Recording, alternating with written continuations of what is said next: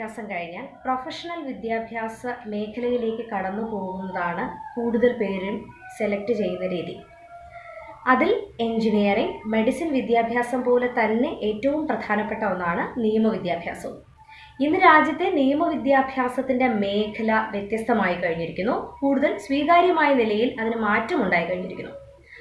Integrated course എന്ന രീതിയിലേക്ക് ഇന്ത്യയിലെ നിയമവിദ്യാഭ്യാസം മാറിക്കഴിഞ്ഞിരിക്കുകയാണ്. പഞ്ചവത്സര LLB തന്നെ BA LLB, BBA LLB, BSc LLB, BCom LLB എന്ന നിലയിൽ സാധ്യതകൾക്കനുസരിച്ച് നിയമവിദ്യാഭ്യാസ മേഖല മാറിയിരിക്കുന്നു.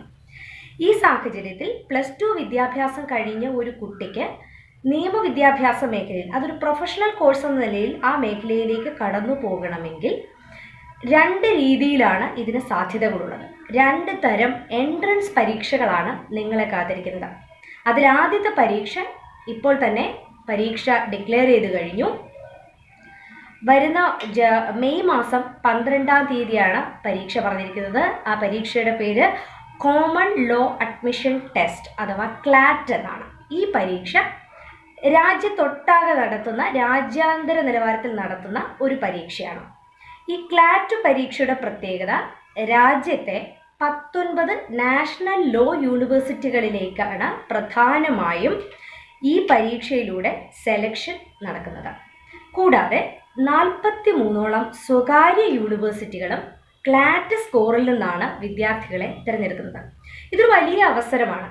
രാജ്യത്തൊട്ടാകെയുള്ള കുട്ടികൾ ഒരുമിച്ച് മത്സരിക്കുന്ന ഒരു വേദി. ഈ വർഷം ഈ പരീക്ഷയ്ക്ക് ക്ലാറ്റ് പറഞ്ഞതോടൊപ്പം തന്നെ കേരളത്തിനുള്ളിൽ നമ്മുടെ സ്റ്റേറ്റ് എൻട്രൻസ് കൂടി ഇതിന് പാരലൽ അല്ലെങ്കിൽ ഇതിന് സമാന്തരമായി നമുക്കൊരു പരീക്ഷയായി പറയാവുന്നതാണ്. അത് Kerala law entrance examination, CLE എന്ന് നമ്മൾ അറിയപ്പെടുന്ന കേരള ലോ എൻട്രൻസ് എക്സാമിനേഷൻ കൂടി കടന്നു വരും. അത് പക്ഷേ നമ്മൾ ഏകദേശം ജൂൺ മാസത്തോടു കൂടി പരീക്ഷ പ്രതീക്ഷിച്ചാൽ മതിയാവും. അടിയന്തരമായി നമുക്ക് മുന്നിലുള്ളത് ക്ലാറ്റ് പരീക്ഷയുമായി ബന്ധപ്പെട്ട കാര്യങ്ങളെക്കുറിച്ച് അറിയുക എന്നുള്ളതാണ്.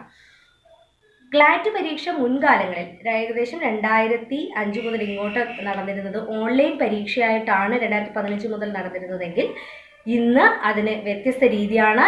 ഈ വർഷം ക്ലാറ്റ് പരീക്ഷ നടക്കുന്നത് ഓഫ്ലൈൻ ആയിട്ടാണ്. അതായത് പേനയും പേപ്പറും ഉപയോഗിച്ചുള്ള പരീക്ഷയായിട്ടായിരിക്കും പരീക്ഷ നടക്കുക. അതിൻ്റെ പ്രത്യേകത എന്നാൽ ഓൺലൈൻ പരീക്ഷ നടന്നിരുന്നപ്പോൾ ഒട്ടനവധി സാങ്കേതിക പ്രശ്നങ്ങൾ ഉള്ളതുകൊണ്ടും കമ്പ്യൂട്ടർ പരിജ്ഞാനമില്ലാത്ത അല്ലെങ്കിൽ അത്ര കണ്ട് എഫിഷ്യൻ്റ് അല്ലാത്ത കുട്ടികൾ മത്സരവേദിയിൽ നിന്ന് മാറി നിന്നിരുന്നുവെങ്കിൽ ഓഫ്ലൈൻ ആകുന്നതോടുകൂടി ഈ വർഷം മുതൽ മത്സരം കടുക്കും. അതുകൊണ്ട് തന്നെ അതിൻ്റെ പ്രിപ്പറേഷനും ആ നിലയിൽ കൂടുതൽ ശക്തമായി വേണ്ടിവരും. അതാണ് ഒരു സാധ്യത. കോമ്പറ്റീഷൻ കൂടുതൽ. അതോടൊപ്പം തന്നെ രാജ്യത്തെ ഈ ഞാൻ നേരത്തെ സൂചിപ്പിച്ച 19 നാഷണൽ ലോ യൂണിവേഴ്സിറ്റീസ് ആണ് റൊട്ടേഷൻ അടിസ്ഥാനത്തിൽ ഈ പരീക്ഷ നടത്തി വരുന്നത്. ഈ വർഷം ഈ പരീക്ഷ നടത്താൻ പോകുന്നത് ഒറീസയിലെ നാഷണൽ ലോ യൂണിവേഴ്സിറ്റി കട്ടക്കാണ്. അതായത് ഒഡീഷ നാഷണൽ ലോ യൂണിവേഴ്സിറ്റിയാണ് ഈ പരീക്ഷ നടത്താൻ പോകുന്നത്. അപ്പോൾ ഇത്തവണ മുതൽ രാജ്യത്തെ എല്ലാ നാഷണൽ ലോ യൂണിവേഴ്സിറ്റിയിൽ നിന്നും സബ്ജക്റ്റ് എക്സ്പേർട്സിൽ നിന്നും ക്വസ്റ്റ്യൻസ് കളക്ട് ചെയ്ത് ക്വസ്റ്റ്യൻ ബാങ്ക് പ്രിപ്പയർ ചെയ്ത് അതിൽ നിന്നാണ് ചോദ്യങ്ങൾ ഉണ്ടാകുന്നത്. അപ്പോൾ കൂടുതൽ നമുക്ക് നല്ല നിലവാരത്തിലുള്ള അല്ലെങ്കിൽ കുറച്ച് പ്രയാസമേറിയ ചോദ്യങ്ങളായിരിക്കും ഈ വർഷം നമ്മൾ പ്രതീക്ഷിക്കുന്നത്.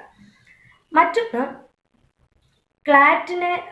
ക്ലാറ്റിൻ്റെ സിലബസുമായി ബന്ധപ്പെട്ടാണ്. നിലവിൽ ക്ലാറ്റിൻ്റെ നോട്ടിഫിക്കേഷൻ വന്നു കഴിഞ്ഞു. അതോടൊപ്പം തന്നെ നിങ്ങൾ രജിസ്ട്രേഷൻ തുടങ്ങേണ്ടുന്ന സമയവും ആരംഭിച്ച് കഴിഞ്ഞിട്ടുണ്ട്. ഇനി ഈ വർഷം ഇതിലേക്ക് എങ്ങനെ നമുക്കൊരു കുട്ടിക്ക് ക്ലാറ്റ് എഴുതാൻ യോഗ്യത നേടാമെന്നുള്ളതാണ് അടുത്ത ഘട്ടം. അത് ജനറൽ വിഭാഗത്തിൽ നിന്നുള്ള കുട്ടിയാണെങ്കിൽ കുട്ടിക്ക് +2-ന് 45% മാർക്ക് നേടിയിരിക്കണം. അതേസമയം റിസർവേഷൻ ലഭിക്കുന്ന SC ST വിഭാഗങ്ങളിൽ നിന്നാണ് കുട്ടി പരീക്ഷ എഴുതുന്നതെങ്കിൽ അത് 40% മാർക്ക് +2-ന് മതിയാകും. അപ്പോൾ ഈ ക്വാളിഫിക്കേഷൻ ഉള്ളവർക്കെല്ലാം തന്നെ ഈ പരീക്ഷ അറ്റൻഡ് ചെയ്യാവുന്നതാണ്. രജിസ്ട്രേഷൻ ഫീസായിട്ടുള്ള തുക അടച്ചുകൊണ്ട് നിങ്ങൾക്ക് ഓൺലൈൻ ആപ്ലിക്കേഷൻ നൽകാം. ഇനി എങ്ങനെ ഈ പരീക്ഷയിൽ എന്തെല്ലാം കാര്യങ്ങളാണ് ചോദിക്കുക, എന്താണ് ഇതിൻ്റെ സിലബസ് എന്നറിയുകയാണ് അടുത്ത ഘട്ടം. അതിലേറ്റവും പ്രധാനം ഇതിൽ 5 സെക്ഷനുകളായിട്ടാണ് 200 ചോദ്യങ്ങൾ മൊത്തം ഉണ്ടാകും. അതിൽ 5 സെക്ഷനുകളിലായിട്ടാണ് ചോദ്യങ്ങളെ തരംതിരിച്ചിരിക്കുന്നത്.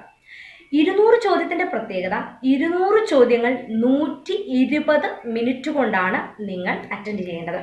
അതുകൊണ്ട് തന്നെ ഒരു ചോദ്യത്തിന് 36 സെക്കൻഡ് എന്ന നിലയിൽ മാത്രമാണ് നിങ്ങൾക്ക് സമയം ലഭിക്കുക. അപ്പോൾ ഈ സമയത്തിൻ്റെ പരിമിതിയെ മറികടക്കുക എന്നുള്ളതാണ് ഈ പരീക്ഷയ്ക്ക് നമ്മൾ തയ്യാറെടുക്കുന്നതിൻ്റെ പ്രാധാന്യവും. ഏറ്റവും കൃത്യമായും ഏറ്റവും കൂടുതൽ ചോദ്യങ്ങൾ ചെയ്തു പഠിക്കുന്ന ഒരു കുട്ടിക്ക് മാത്രമേ 36 സെക്കൻഡിൽ ഒരു ചോദ്യം എന്ന നിലയിൽ ഈ 200 ചോദ്യങ്ങളെ കവർ ചെയ്യാൻ സാധിക്കുകയുള്ളൂ. ഇനി നമ്മൾ അറിയേണ്ട സെക്ഷൻസ് ഏതൊക്കെയാണ്? ഈ 5 ഘട്ടം ചോദ്യങ്ങൾ ഒരു ക്വസ്റ്റ്യൻ പേപ്പറിൽ തന്നെ ആയിരിക്കും, പക്ഷേ 5 ഘട്ടങ്ങളിലാണ് ചോദ്യങ്ങൾ ഉണ്ടാകുന്നത്. ഒന്നാമത്തെ മേഖല എന്ന് പറയുന്നത് ലോജിക്കൽ ആൻഡ് റീസണിങ് എന്നുള്ളതാണ്. ലോജിക് ആൻഡ് റീസണിങ് എന്ന് പറയുന്ന മേഖലയിൽ നിന്നാണ് ആദ്യഘട്ടം ചോദ്യമുള്ളത്. അത് 40 ചോദ്യങ്ങൾ അതിൽ നിന്നും ആയിരിക്കും. 40 ചോദ്യങ്ങൾ ഈ പറഞ്ഞ ലോജിക് ആൻഡ് റീസണിങ് എന്ന് പറയുന്ന മേഖലയിൽ നിന്നായിരിക്കും. അവിടെ syllogism, puzzles, data arrangement, cubes and dioceses, calendar, series, sequence അങ്ങനെയുള്ള ചോദ്യങ്ങൾ നിങ്ങൾക്ക് പ്രതീക്ഷിക്കാം. അത്തരത്തിലുള്ള ചോദ്യങ്ങളായിരിക്കും ആ മേഖലയിൽ ഉണ്ടാകുന്നത്. അടുത്തൊരു ഘട്ടമുള്ളത് മാത്തമാറ്റിക്സ് ആണ്. 20 ചോദ്യങ്ങൾ ഗണിതമായിരിക്കും. ഗണിതം എന്ന് പറയുന്നത് പ്രായോഗിക ഗണിതത്തിൽ നിന്നായിരിക്കും ഈ ചോദ്യങ്ങൾ വരുന്നത്. ഒന്ന് ടൈം, ജോലി ഇത്ര ദിവസം കൊണ്ട് ചെയ്ത ജോലി ഇത്ര ആൾക്കാർ ഇത്ര ദിവസം കൊണ്ട് എങ്ങനെ തീർക്കും എന്ന നിലയിലുള്ള ചോദ്യങ്ങൾ ഉണ്ടാകാം. ദൂരം, വേഗത ഇത് സംബന്ധിച്ച ചോദ്യങ്ങൾ ഉണ്ടാവാം. ജിയോമെട്രി ചോദ്യങ്ങൾ ഉണ്ടാകാം. ആൽജിബ്ര തന്നെ ഉണ്ടായിരിക്കാം. അങ്ങനെ വളരെ ബേസിക് ആയിട്ടുള്ള ഗണിത മേഖലയിൽ നിന്നുള്ള ചോദ്യങ്ങൾ ഇതിൻ്റെ അടുത്ത ഘട്ടത്തിൽ 20 ചോദ്യങ്ങൾ ഉണ്ടാകും. അതിൽ നമുക്ക് അത്തരം ചോദ്യങ്ങൾ അറ്റൻഡ് ചെയ്യുമ്പോൾ നമ്മൾ ഇതിൻ്റെ ബേസിക് മാത്തമാറ്റിക്കൽ പ്രിൻസിപ്പിൾസിനോടൊപ്പം തന്നെ ഷോർട്ട് കട്ട്സ് കൂടി ഉപയോഗിക്കേണ്ടി വരും. അതും ഓർത്തിരിക്കുക. അടുത്ത മേഖല എന്ന് പറയുന്നത് general knowledge and current affairs എന്ന് പറയുന്ന മേഖലയാണ്. അതിൽ GK എന്ന് പറയുന്നത് ഒരുപാട് പരന്നു കിടക്കുന്ന മേഖലയാണ്. ഒരുപാട് കാര്യങ്ങൾ അതിൽ വായിക്കേണ്ടി വരും. പ്രത്യേകിച്ച് നാഷണൽ ജിയോഗ്രഫി, അല്ലെങ്കിൽ ഇന്ത്യയുടെ ദേശീയ പ്രസ്ഥാനങ്ങളെക്കുറിച്ച് അറിയേണ്ടി വരും. സ്വാതന്ത്ര്യ സമരത്തിൻ്റെ ചരിത്രം അറിയേണ്ടി വരും. അത്തരം കാര്യങ്ങളായിരിക്കും ആ മേഖലയിൽ നിന്നുണ്ടാകുന്നത്. പക്ഷേ കറണ്ട് അഫയേഴ്സ് എന്ന് പറയുന്ന മേഖല കൃത്യമായി നമ്മൾ പത്രം വായിക്കുക, ന്യൂസ് പേപ്പർ വായിച്ച് ഉള്ള ഒരു ശീലമുള്ള കുട്ടിക്ക് കറണ്ട് അഫയേഴ്സിൻ്റെ മേഖല വളരെ എളുപ്പമുള്ളതായിരിക്കും. കറണ്ട് അഫയേഴ്സിൽ എന്ത് കാര്യങ്ങളും വന്നുകൊണ്ടിരിക്കുന്ന ഇൻ്റർനാഷണൽ ഇഷ്യൂസ് ആകാം, നാഷണൽ ഇഷ്യൂസ് ആകാം, അല്ലെങ്കിൽ പ്രാദേശികമൊക്കെയായ വിഷയങ്ങൾ അതിനകത്ത് വരാവുന്നതാണ്. പൊളിറ്റിക്കൽ ആയിട്ടുള്ളതുണ്ടാകാം. അത്തരത്തിലുള്ള ഏത് വിഷയവും കറണ്ട് അഫയേഴ്സിൻ്റെ ടൈറ്റിൽ നിങ്ങളോട് ചോദിക്കാവുന്നതാണ്. അപ്പോൾ GK ആൻഡ് കറണ്ട് അഫയേഴ്സിൽ 50 ചോദ്യങ്ങളാണ് നിങ്ങളെ കാത്തിരിക്കുന്നത്. 50 ചോദ്യങ്ങൾക്കാണ് നിങ്ങൾ ഉത്തരം നൽകേണ്ടത്. അടുത്ത ഘട്ടം ഇത് വളരെ പ്രധാനപ്പെട്ട ഭാഗമാണ്. 50 മാർക്ക് നിങ്ങൾക്ക് സ്കോർ ചെയ്യാൻ കഴിയുന്ന അടുത്ത ഘട്ടം ലീഗൽ അവയർനെസ് എന്നുള്ളതാണ്, അല്ലെങ്കിൽ ലീഗൽ റീസണിങ് അതിനെക്കുറിച്ചുള്ളതാണ് അടുത്ത 50 ചോദ്യങ്ങൾ. ഇതിൽ നിങ്ങളെ അല്ലെങ്കിൽ നിയമത്തോടുള്ള നിങ്ങളുടെ ആ ഒരു എന്താണ്, നിങ്ങൾക്ക് അതിലുള്ളൊരു ഒരു സാധ്യത എങ്ങനെയെന്ന് അളക്കുന്ന നിലയിലുള്ള ചോദ്യങ്ങളായിരിക്കും ആ മേഖലയിൽ ഉണ്ടാകുന്നത്. 50 ചോദ്യങ്ങൾ അതാണ്. അതും കൃത്യമായ ഗൈഡൻസോട് കൂടി പഠിച്ചാൽ മാത്രമേ നിങ്ങൾക്കത് അറ്റൻഡ് ചെയ്യാൻ സാധിക്കുകയുള്ളൂ. അടുത്ത മേഖല 40 ചോദ്യങ്ങൾ ഉൾപ്പെടുന്ന ഇംഗ്ലീഷാണ്. ഇംഗ്ലീഷിൽ വരാവുന്നത് ഗ്രാമർ വരാം, കോംപ്രിഹെൻഷൻ വരാം, അത്തരം കാര്യങ്ങൾ. അതൊരു 10ാം ക്ലാസ്സിൻ്റെ വരെ സാധ്യതയില്ല. ഇപ്പോൾ ഇതിൽ ഇംഗ്ലീഷും മാത്സും ഒക്കെ ഒരു 10th സ്റ്റാൻഡേർഡിൻ്റെ അല്ലെങ്കിൽ 10ാം തരത്തിൽ പഠിക്കുന്ന ഒരു കുട്ടിയുടെ നിലവാരത്തിലുള്ള ചോദ്യങ്ങളാണ് നമ്മൾ പ്രതീക്ഷിക്കേണ്ടത്. അത് നല്ല രീതിയിൽ നമ്മൾ കൃത്യമായി പഠിച്ച് പ്രാക്ടീസ് ചെയ്തെങ്കിൽ മാത്രമേ നമുക്ക് ആ ചോദ്യങ്ങൾ എഴുതാൻ സാധിക്കുകയുള്ളൂ. അപ്പോൾ കൃത്യമായി നിങ്ങൾക്ക് മനസ്സിലായിട്ടുണ്ടാവും എന്തുകൊണ്ടാണ് കോമൺ ലോ ടെസ്റ്റ് എന്ന് പറയുന്നത്, അല്ലെങ്കിൽ കോമൺ ലോ അഡ്മിഷൻ ടെസ്റ്റ് എന്ന് പറയുന്നത് ഇത്രത്തോളം ഇമ്പോർട്ടൻ്റ് ആവുന്നത് എന്തുകൊണ്ടാണെന്ന് നിങ്ങൾക്ക് തോന്നുന്നുണ്ടാകും. കാരണം ഇങ്ങനെ വിവിധ മേഖലകളിൽ നിങ്ങൾക്ക് പരിജ്ഞാനമുണ്ടെങ്കിൽ മാത്രമേ ഈ പരീക്ഷ നിങ്ങൾക്ക് വിജയിക്കാൻ സാധിക്കുകയുള്ളൂ. ഇനി ഇത് വിജയിച്ചാൽ തന്നെ integrated കോഴ്സുകളായ BA LLB, BBA LLB, BCom LLB, BSc LLB എന്നീ കോഴ്സുകൾക്ക്, അതായത് അണ്ടർ ഗ്രാജുവേറ്റ് കോഴ്സുകൾക്ക് നിങ്ങൾക്ക് മൊത്തത്തിൽ ഇന്ത്യയിൽ ക്ലാറ്റിലൂടെ ലഭിക്കുന്ന സീറ്റുകളുടെ സാധ്യത 2352 സീറ്റുകളാണ് ഉള്ളത്. ഈ സീറ്റുകളിലേക്കാണ് നമ്മൾ ഈ പരീക്ഷ നടത്തി കുട്ടികളെ തിരഞ്ഞെടുക്കുന്നത്. ഇതുപോലെ തന്നെ PGക്കും LLB കഴിഞ്ഞവർക്കും ക്ലാറ്റ് എഴുതി അടുത്ത LLM എന്ന് പറയുന്ന പോസ്റ്റ് ഗ്രാജുവേഷൻ കോഴ്സിലേക്ക് സാധ്യത നേടാം.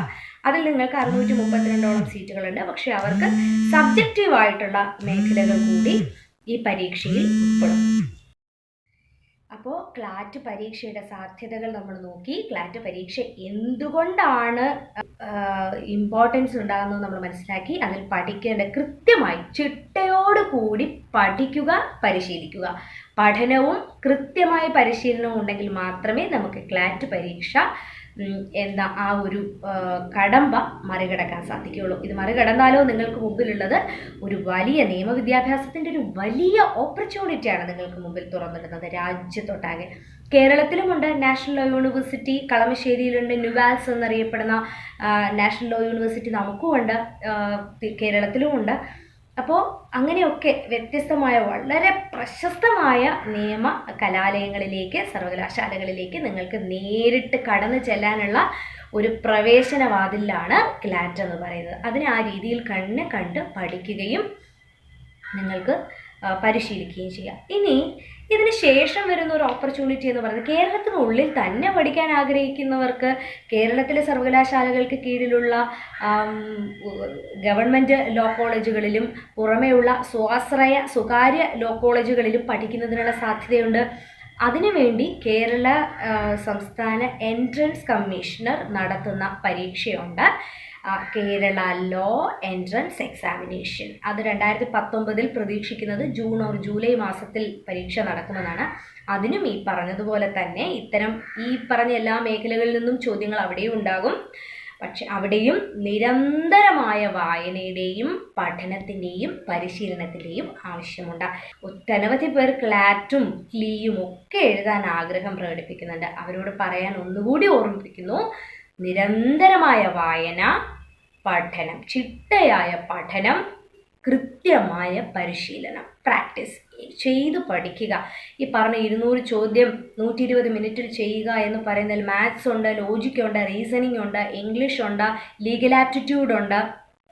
ഇതെല്ലാം നിങ്ങൾക്ക് കടന്നു ചെല്ലണമെങ്കിൽ കൃത്യമായ പരിശീലനം ആവശ്യമാണ്. ഏവർക്കും അങ്ങനെ കൃത്യമായ പഠനത്തിലൂടെ, പരിശീലനത്തിലൂടെ ഈ പരീക്ഷകളെല്ലാം വിജയിക്കാൻ കഴിയട്ടെ എന്ന് ആശംസിക്കുന്നു. നന്ദി, നമസ്കാരം.